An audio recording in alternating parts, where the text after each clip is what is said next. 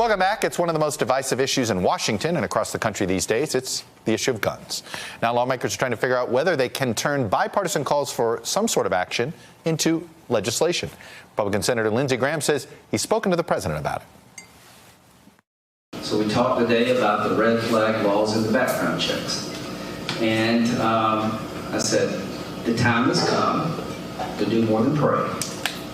And we'll find, hopefully, some bipartisan space here.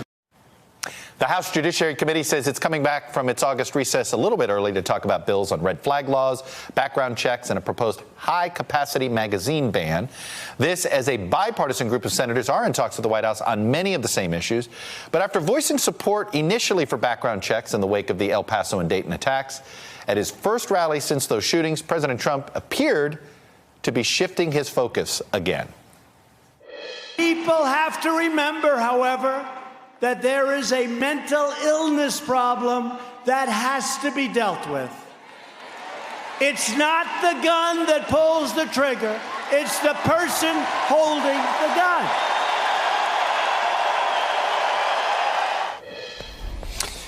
Michigan Congresswoman Debbie Dingell joins me now. And Congresswoman Dingell, I think many people, if they know your history in politics, your family's history in politics, you've lived this gun issue in many different ways. So your district goes from the southeast corner of the state, border there of Toledo, to the suburbs of Detroit. And it's had a complicated relationship on the gun issue.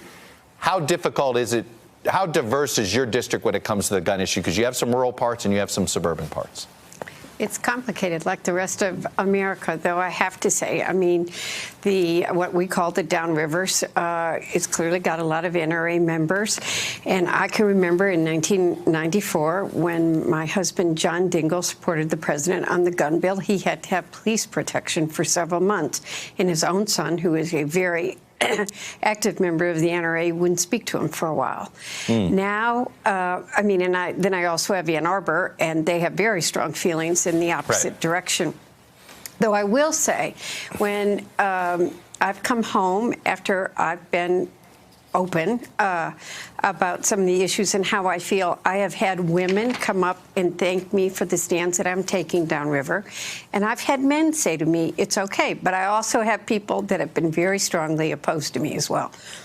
What's the most realistic scenario of something getting done this Congress? I'll be honest with you. It does feel as if this is a piecemeal, as these issues. You could see the political movement, but sometimes it takes policymakers a few tries to catch up to where the public is. What's realistic this September? And, that's what does happen. Sometimes people get frustrated, and I agree it's an imperfect system, but you can't get things done. 95% of the American people support background checks. I am going to try to believe, and I'm never going to stop working for the fact that we need to get the bills that pass the House for background checks. We're going to see rallies across the country this Sunday in all 50 states of people asking for that kind of action. And I think that our young people are probably the most powerful speakers that we can have. I think you're going to see both the House and Senate talk about red flag bills. I have one in the House with Susan Brooks and Fred Upton and Ted Deutsch.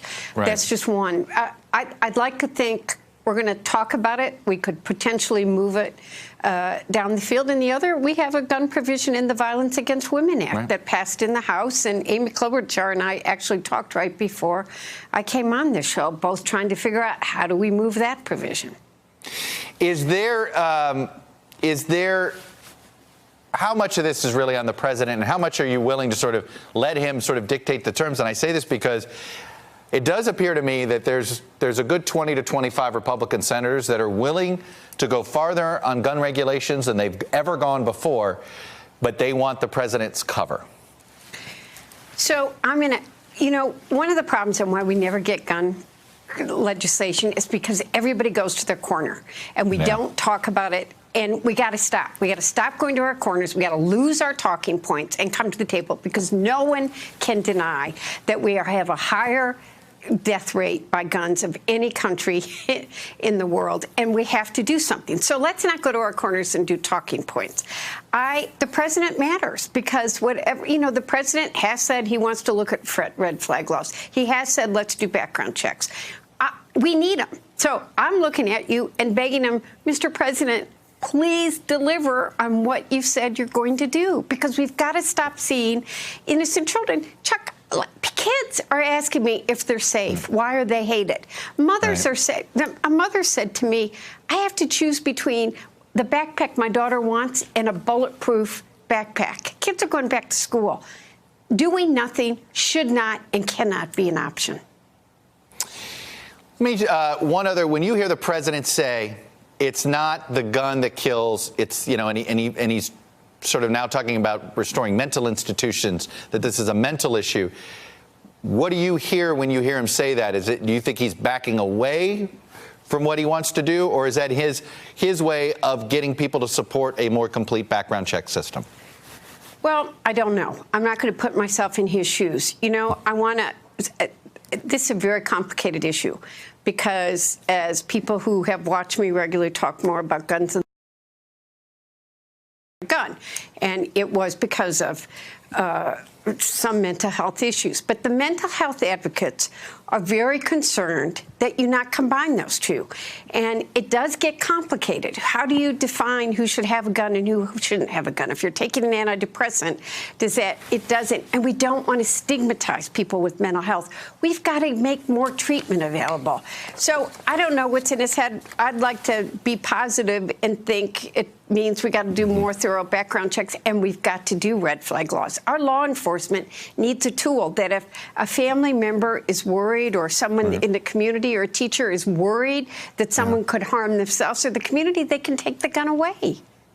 I want to ask about... And protect due process. I want to ask about one other issue. It involves a colleague of yours in the Michigan delegation, Congresswoman Rashida Tlaib. She just decided not to go visit her family in the West Bank after Israel barred her. They did give her a sort of qualified visa, humanitarian aid. It's my understanding she had to sign something if she would agree to accept it, and she didn't want to do that. Your reaction, your response, do you wish you were going still?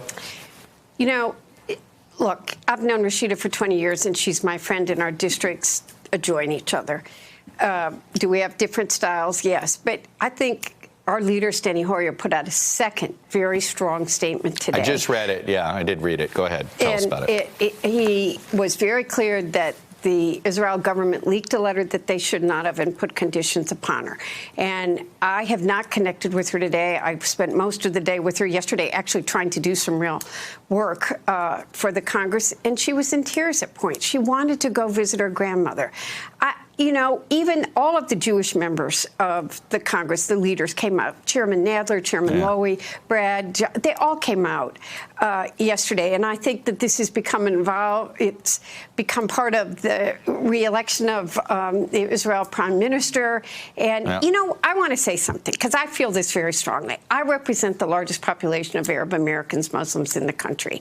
And I am very close to many members of the Jewish community. We got to stop pitting these two communities against each other. I think that this is part of the hatred and division that we're seeing in this country. I'm tired of it. We got to stand up to it, and it's got to stop. Nothing more needs to be said after that. Congresswoman Debbie Dingell, Democrat from Michigan, and if you're wondering which is Dearborn, Michigan, is in her district there. Congresswoman, you're always very passionate. I appreciate you coming on and sharing your views. Thank you. Hello, YouTubers. If you're watching this, it means you've checked out our channel, so thank you. Now do me a favor, subscribe by clicking on that button down there. Click on any of the videos to watch the latest interviews and highlights from MTP Daily and MSNBC. You can get more Meet the Press content every morning in the First Read newsletter. If you're tired of content that you don't know anything about where it came from, you don't have to have that problem with us. NBC News, MSNBC, MTP, and the Meet the Press mindset right here for you on YouTube. Subscribe now.